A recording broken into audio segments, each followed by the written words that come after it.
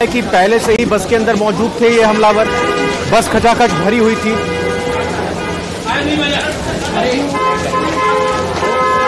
Additional commissioner Jaipur इस वक्त हमारे साथ फोन पर जुड़े हैं। राहुल प्रकाश जी, आपका स्वागत न्यूज 18 राजस्थान पर। इस घटनाक्रम के इस मामले पे सबसे पहले आप क्या जानकारी देंगे, क्या हुआ, कैसे हुआ सर? घटनाक्रम के विषय में तो स्थानीय पुलिस आपको बता पाएगी। हमारे यहाँ से जरूर हमारी गार्ड इनको लेके गई थी और जो रोडवे बस था उसके माध्यम से गए थे। गार्ड में कुल 7 लोग थे जो इन 2 मुलजिमों की पेशी के लिए लेके जा रहे थे। इनके पास 2 SLR राइफल थी, जिसको सेल्फ लोडिंग राइफल कहते हैं, सेमी ऑटोमेटिक। हमारे जो वहाँ पे पुलिसकर्मी थे और उसमें किसी भी पुलिसकर्मी को गनशॉट वुंड की हमारे पास अभी तक खबर नहीं आई है, वो सुरक्षित हैं।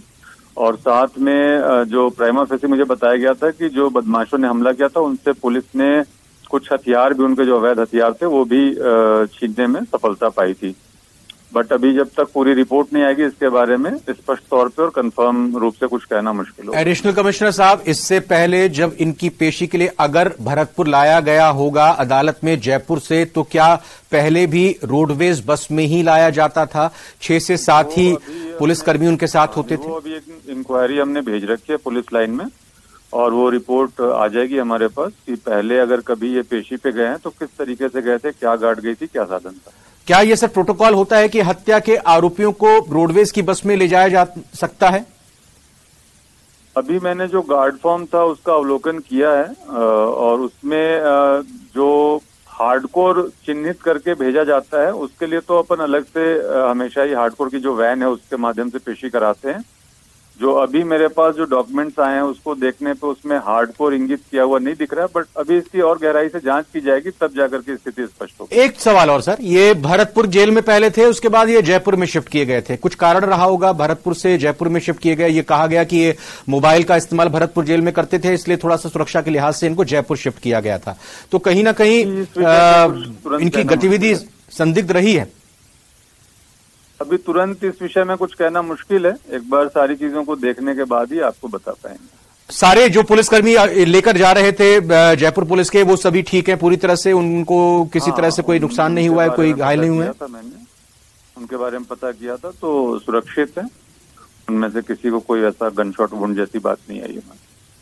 बहुत बहुत धन्यवाद राहुल प्रकाश जी, एडिशनल कमिश्नर जयपुर, ये जानकारी न्यूज 18 राजस्थान को देते हुए और बताते हुए कि जयपुर जेल से, और जाहिर तौर पर जब जेल पुलिस की तरफ से उनको हैंडओवर किया जाता है जयपुर पुलिस को या उस कंसर्न जिले की पुलिस को, जो ले जाती है अदालत पेश करती है और फिर वापस हैंडओवर कर देती है उन विचाराधीन कैदी को जिनके मामले अदालत में चल रहे होते हैं। यही जानकारी यहां पर दी गई कि 6 से 7 की संख्या थी। SLR इन पुलिसकर्मियों के पास थे जो जयपुर से लेकर आ रहे थे, और दूसरी तरफ यह भी बताया गया कि जो हमलावर हैं उनके हथियार भी, उनके अवैध हथियार का शब्द का इस्तेमाल किया, उनके अवैध हथियारों को भी पुलिस ने जब्त कर लिया है। और कुछ ज्यादा गंभीर चोटें जो 6-7 पुलिसकर्मी लेकर जा रहे थे इन दोनों आरोपियों को पेशी के लिए, उनको यहां पर फिलहाल पूरी तरह से ठीक है। दीपक हमारे साथ जुड़े। दीपक, आप बताइए, कुछ बड़ी खबर आपके पास आ रही है? देखिए, बिल्कुल पुलिस और यहाँ पर जो लोग हैं उनके बीच बहस हुई है। पुलिस के खिलाफ यहाँ पर नारेबाजी की गई है और साफ तौर पर पुलिस पर आरोप लगा है कि इसमें पुलिस भी कहीं ना कहीं लिप्त है, ये आरोप लगाए गए हैं। और यहाँ पर जो लोग मौजूद हैं वो उनकी पुलिस के साथ जो बड़ी गहमा गहमी है वो देखने को मिली थी और यहाँ पर पुलिस के खिलाफ जो नारेबाजी है वो की जा रही है। और आप तस्वीरें देखिए किस तरह से यहाँ पर लोग जो है एकत्रित हैं और किस तरह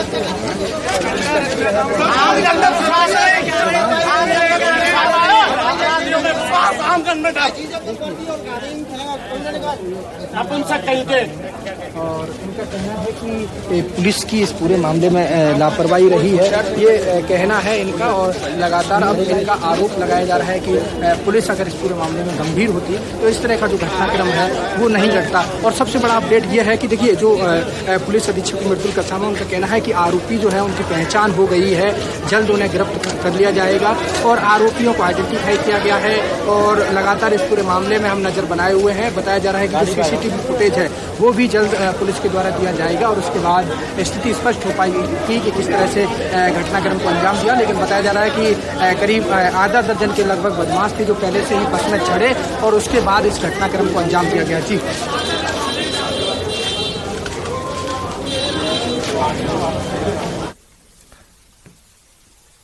बिल्कुल दीपक, और तस्वीरें हम दिखा रहे थे कि किस तरीके से पूरे के पूरे इस वारदात को अंजाम दिया गया है। पेशी पर जब उन्हें लाया जा रहा था इस दौरान यह हमला हुआ। कहीं ना कहीं पुलिस की चूक, और इसे लेकर के लगातार अब पुलिस की तरफ से कहा जा रहा है कि अभी कुछ देर पहले एडिशनल कमिश्नर राहुल प्रकाश हमारे साथ जुड़े थे जयपुर से। उन्होंने कहा कि अब इस पूरे मामले को लेकर जांच की जा रही है दीपक, और जांच के बाद ये साफ हो पाएगा कि क्या पुलिस की लापरवाही रही, क्या इस तरह के क्रिमिनल्स को पेशी पर ले जाने और लाने के लिए जिस तरह के प्रोटोकॉल की जरूरत होती है, नियम है, कायदे हैं, उनको कहीं तोड़ा गया है। यह अभी जांच का विषय है। लेकिन फिलहाल कुछ तस्वीरें दिखाते हुए ये हमें बताने की कोशिश कीजिए। आएंगे आपके पास, वापस से लौटेंगे। विष्णु हमारे साथ जुड़ चुके हैं। विष्णु, क्या अपडेट है इस वक्त आपके पास में इस पूरे हत्याकांड को लेकर के, इस पूरे वारदात को लेकर के?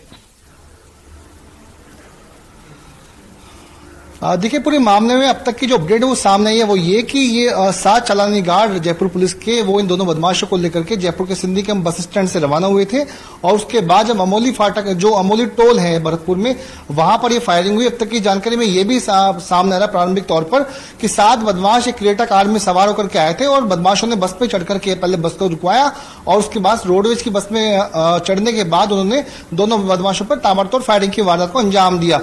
और वहीं पर जयपुर के एडिशनल पुलिस कमिश्नर हमारे साथ मौजूद है राहुल प्रकाश जी।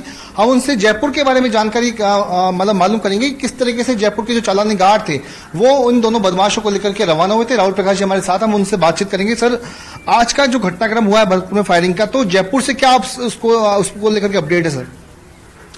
जयपुर से जो हमारी चालानी गार्ड थी उसमें 1 हेड कांस्टेबल और 6 कांस्टेबल वो साथ में गए थे और कुलदीप और विजयपाल दोनों मुलजिमों को लेकर पेशी के लिए भरतपुर लेके जा रहे थे ये लोग। यहाँ पे इनके पास 2 SLR जो हमारी सेमी ऑटोमेटिक राइफल होती है, सेल्फ लोडिंग राइफल जिसको बोलते हैं, वो भी साथ में लेके गए थे। रोडवेज बस के माध्यम से पेशी के लिए लोग जा रहे थे वहां पे। और जो प्राइमा फेसी मुझे जानकारी मिली है उसमें जो भरतपुर पुलिस है उसकी क्यूआरटी भी उनको एस्कॉर्ट कर रही थी उसके साथ साथ।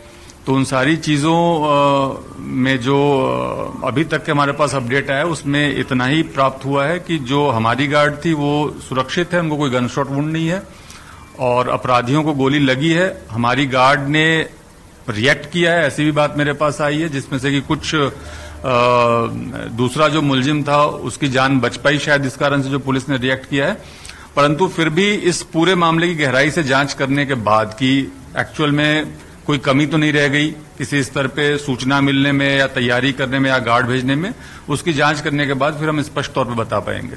दोनों बदमाश होते सर वो क्या जयपुर की जेल में बनते, यहीं से उनको क्या पहले सिंधी कैंप बस स्टैंड ले जाया गया और वहां से उनको पेशी के लिए भरतपुर जेल लेके जा रहे थे, भरतपुर लेके जा रहे थे? ये लोग यहाँ जयपुर जेल में ही बंद थे और इनको पेशी के लिए भरतपुर लेकर के जा रहे थे।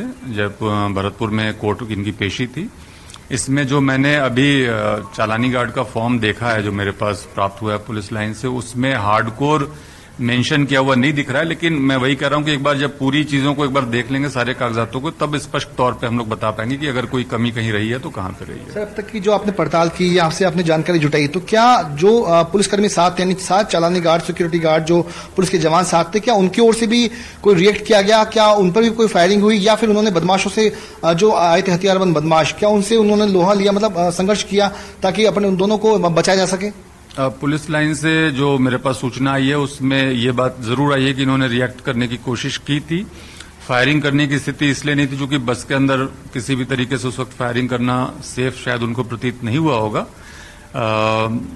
इन्होंने लेकिन रिएक्ट किया है मेरे ख्याल से, और अभी वो जो हेड कांस्टेबल वहां इंचार्ज थे उनसे भी बात करने की मैं कोशिश कर रहा हूं। मेरी बात अभी हो नहीं पाई है, एक बार उनसे बात करके वस्तु स्थिति की जानकारी लेने पे पूरी बात स्पष्ट हो पाएगी। तो सर, जयपुर से भी क्या जांच शुरू होगी? चूंकि क्या फॉलोअप उनको था, बदमाशों ने यहीं से शुरू किया, कार सवार बदमाशों ने, या फिर कहीं बीच के रास्ते से उन्होंने पूरी रैकी करने के बाद इस घटना को अंजाम दिया है? नहीं, ये जो घटनाक्रम है चूंकि आपको पता है भरतपुर जिले में हुआ है, तो जो भी प्रकरण दर्ज होगा भरतपुर जिले में दर्ज होगा। जो भी इसके संबंध में अनुसंधान होगा वो वहां की पुलिस करेगी। किसी भी तरह की सपोर्ट की आवश्यकता होगी तो ऑब्वियसली हम लोग भी करेंगे। लेकिन हमारा जो जानकारी और जांच का विषय है वो ये है कि जो मुलजिमों को जेल से प्राप्त किया गया, जो गार्ड भेजी गई है, उसमें अगर कहीं कोई बात हुई है जो कि अगर हमसे छूट गई या कोई कमी रही, उस विषय पे हमारा जांच केंद्रित होगा। एक बात और सर, दोनों बदमाश थे, क्या उनके हथकड़ी लगी हुई थी ताकि मतलब यदि फायरिंग हो रही हो तो वो भाग नहीं पाए इस वजह से? मतलब क्या हथकड़ी लगी हुई थी या नहीं, क्या था इस बारे में? वो अभी एक बार जब मेरी हेड कांस्टेबल इंचार्ज है उनसे बात हो पाएगी तो फिर मैं आपको बता पाऊंगा उस विषय में। तो देखिए रविंद्र, एक बात बहुत साफ है कि जयपुर में जो चालानी गार्ड, जो पुलिस के जवान दोनों बदमाशों के साथ रोडवेज की बस में रवाना हुए थे, उन्होंने भरसक प्रयास किया, भरसक कोशिश की कि दोनों बदमाशों की जान को बचाया जा सके। लेकिन कहीं ना कहीं बदमाश चूंकि संख्या में ज्यादा थे, संख्या बल उनको ज्यादा था, ऐसे में उन्होंने फायरिंग की वारदात को अंजाम दिया और उन्होंने एक हत्या की वारदात को भी अंजाम दे दिया है। और वहीं पर जो है जयपुर सवाल हम जानना चाहते हैं कि क्या जब यहाँ पर ये घुसे तो बीच रास्ते से ये बदमाश घुसे थे इस बस में, कहां से घुसे थे इसकी कोई जानकारी मिल पाई है? क्योंकि पहले से सवार नहीं थे और इसके बाद में जब ये बस में सवार हुए तो कहां से सवार हुए और क्या इन्होंने यहां पर इस बस में बैठ करके फिर कुछ मीडिया रिपोर्ट से कह रहे हैं कि मिर्ची डाली पुलिसकर्मियों की आंखों में, क्या इस तरह की किसी घटना को अंजाम दिया उसके बाद फायर किया? देखिए एक बात तो बिल्कुल साफ है कि बदमाश जो थे वो कार में सवार होकर के आए थे, कोई भी बदमाश रोडवेज की बस में सवार नहीं था, पहली बात। दूसरी बात, बदमाशों ने संभवतः पहले से रैकी की होगी कि ये लोग कब चढ़ेंगे उनकी, उसके बाद में कहां तक पहुंचेंगे, तो संभवतः बीच के रास्ते में भरतपुर जिले में पहुंचने के बाद ही बदमाशों ने रोडवेज बस का पीछा किया, उसको एक जगह पर रुकवाया, रुकवाने के बाद में ये बदमाश बस गाड़ी में चढ़े, यानी बस में चढ़े, उसके बाद मिर्च पाउडर फेंका और जब उनको क्लियर हो गया कि ये दोनों बदमाश इस सीट पर बैठे हैं, उसके बाद उन्हें ताबड़तोड़ फायरिंग को अंजाम किया। और लेकिन सबसे बड़ी बात ये रहेगी कि जयपुर पुलिस के जवानों ने भी इन बदमाशों से पीछा हटने के बजाय उनको रिएक्ट किया और आखिरकार इसी वजह से शायद एक बदमाश की जान भी बच पाई है। तो मैं आपको थोड़ा सा रोकना चाह रहा हूं, हम अपने दर्शकों को बता दें कि भरतपुर के एसपी मृदुल कच्छावा ने इसे लेकर क्या कुछ कहा इस पूरे घटनाक्रम पर, वो हम अपने दर्शकों को सुना देते हैं, फिर लगातार आपके साथ जानकारी लेते रहेंगे। जी देखिए, अभी तक का जो घटनाक्रम जानकारी में आया है उसके हिसाब से जो जानकारी हमें प्राप्त हुई है, ये चालानी गार्ड इसको लेकर के जयपुर से आ रही है और मामूली टोल पर ये घटना जो है वो हुई है। टोल के फुटेज पुलिस ने प्राप्त कर लिए हैं, आरोपियों की पहचान कर ली है। हमारी पुलिस टीम लगातार उनको पकड़ने का प्रयास कर रही है। आरोपियों के द्वारा इसमें जो गाड़ी प्रयोग में ली गई थी घटना को अंजाम देने के लिए, उसको पुलिस ने बरामद कर लिया है और लगातार हमारी पुलिस टीम इसके लिए प्रयास कर रही है। शीघ्र ही इनकी गिरफ्तारी सुनिश्चित करेंगे। सर, जो गोली लगी उनकी हालत कैसी है? ऑफिशियल जो है मेडिकल टीम जो है वो बता पाएगी। एक व्यक्ति विजयपाल जो है वो स्टेबल है और कुलदीप जगीना जो है उसको डॉक्टर ने ब्रॉड डेड बताया। सर, इसके अलावा जो और जो पुलिसकर्मी जो घायल है उसकी क्या स्थिति है? पुलिसकर्मी जो मेडिकल टीम से बात हुई है, पुलिसकर्मी के इन्होंने पुलिस टीम ने मेडिकल टीम ने वेरीफाई किया है कि पुलिसकर्मी के किसी के भी। और हमारे साथ लगातार भरतपुर से हमारे सहयोगी दीपक बने हुए हैं अस्पताल परिसर से, साथ ही साथ सहयोगी विष्णु लगातार जयपुर से हमारे साथ इस पूरे प्रकरण को लेकर के जानकारी की अपडेट दे रहे हैं। वहीं एक बार भरतपुर का रुख कर लेते हैं, दीपक हमारे साथ है। दीपक, जो मृदुल कच्छावा है एसपी भरतपुर के, क्या महत्वपूर्ण जानकारी उनकी तरफ से दी गई है इस पूरी घटना को लेकर के?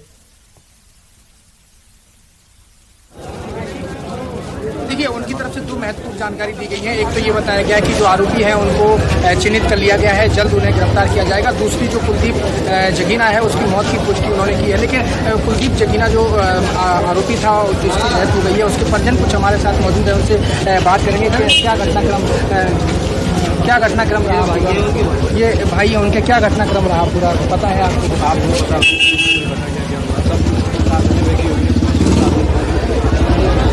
पूरी रोडवेज में लेके आ रही है, ट्रेन में लेके आ रही है, पुलिस प्रशासन है इन पर आए तो हम बता देते, हम ले लेते अपनी गाड़ी मिली हुई है, पूरी मिली हुई है। पुलिस वाला रविंदर उनके वो दूसरी पार्टी वाले उन्होंने पूरी पुलिस धमकी दे चुके हैं, पहले भी धमकी दे चुके हैं। वो आप कुलदीप के भाई हैं।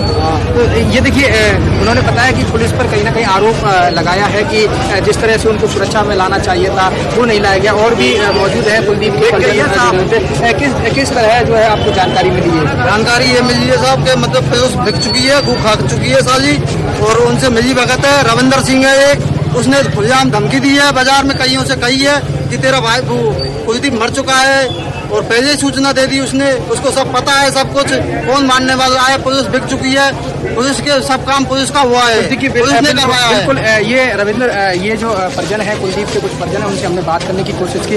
उनका कहना है कि जिस तरह से जयपुर से लाया गया, रोडवेज की बस में लाया गया और कोई सुरक्षा के ज़्यादा बड़े इंतजाम नहीं थे, क्योंकि जिस तरह से अमूमन देखा जाता है कि हत्या के आरोपी होते हैं उनको किस तरह से लाया जाता है और एक बस होती है, उस बस में अंदर बिठा करके उनको लाया जाता है और ये हर बार देखा जाता है। लेकिन राजस्थान रोडवेज की बस दीपक, इस वक्त थोड़ा सा मैं चाहता हूं कि हमारे दर्शकों को आप उस अस्पताल के बाहर की तस्वीरें भी दिखाइए और ये बताइए कि अभी कुछ ही देर पहले जब मीडिया से मुखातिब हुए मृदुल कछावा, तो उनकी ओर से क्या ये बताया गया कि आखिरकार कैसे इस पूरी वारदात को अंजाम दिया गया? चालानी गार्ड वहां पर साथ थी, क्या पुलिस की लापरवाही हुई है इस पूरे मामले में? देखिए रविंद्र, सबसे पहले तो अपडेट में ये देना चाहूंगा कि बस में एक और दूसरा युवक था, उसको भी गोली लगी है, उसको अभी भी अंदर अस्पताल में ले जाया गया है और उसके पैर में गोली की जो लगी है और कितनी चोट उसके लगी है उसको अंदर ले जाया गया है। वो भी बस में सवार था, यात्री था, जिसके चोट लगी है उसको अंदर लाया गया। ये एक बड़ा अपडेट है। सबसे बड़ा अपडेट ये है कि आरोपी जो थे उनके अलावा एक व्यक्ति जो दूसरा यात्री था रोडवेज बस में, उसको भी गोली लगी, उसको भी अंदर ले जाया गया है। और इस पूरे मामले में पुलिस अधीक्षक मृदुल कछावा का ये बयान था कि आरोपी जो है उनको चिन्हित कर लिया गया है, कौन सी गाड़ी उन्होंने उपयोग में ली थी उसको चिन्हित किया गया है और इस पूरे मामले की जांच की जा रही है। जल्द आरोपियों को गिरफ्तार किया जाएगा। साफ तौर पर जब आरोपी चिन्हित हो गए हैं तो उनकी गिरफ्तारी के लिए टीम भी गठित कर दी गई है, जगह जगह दबिश दी जा रही है उनकी गिरफ्तारी के लिए और पुलिस का कहना है कि जल्द जो आरोपी है वो पुलिस की गिरफ्त में होंगे, ये पुलिस अधीक्षक मृदुल कछावा का कहना है। और फिर बाहर निकल करके हमने उनसे बात करने की कोशिश की तो उन्होंने कहा कि अब कार्यालय में पूरी जो रिपोर्ट है वो बनाई जा रही है और वो रिपोर्ट जयपुर भेजी जाएगी, क्योंकि खुद एडीजी क्राइम हो चाहे अन्य जयपुर के अधिकारी हों वो इस पूरे मामले में लगे हुए हैं और तथ्यात्मक रिपोर्ट जो है वो मांगी गई है, किस तरह से घटना को अंजाम दिया गया, कौन कौन लोग थे, इस पूरे मामले की जांच। लेकिन दीपक, क्या मृदुल कछावा ने बताया कि जो साथ में चालानी गार्ड थे और उनके पास में हथियार थे, हथियारबंद गार्ड साथ में थी, तो ऐसे में क्या गार्डों की तरफ से भी कोई फायर किया गया जवाब में या फिर जो जिस तरीके से हमलावर आए थे उन्होंने अंधाधुंध फायरिंग की, तो क्या उनकी तरफ से भी रिएक्ट किया गया, फायर किया गया, उसकी कोई जानकारी थी? देखिए, हमने उनसे ये कोशिश की जानने की, लेकिन उन्होंने वो बहुत जल्दबाजी में थे और उन्होंने कहा कि पूरा जो मामला है वो बाद में ब्रीफ किया जाएगा। अभी सिर्फ इतनी जानकारी दी गई थी कि आरोपियों को चिन्हित कर लिया गया है और कुलदीप जदीना की मौत हुई है, ये महत्वपूर्ण जानकारी दी थी। इसके बाद उन्होंने कुछ ज़्यादा कुछ नहीं कहा। उन्होंने कहा कि पूरे मामले की बाद में ब्रीफिंग की जाएगी कि किस तरह से जवाबी कार्रवाई की गई या नहीं की गई। तो इस तरह का जो मामला है वो उन्होंने कहा था। अब वो अपने ये जो दोनों आरोपी थे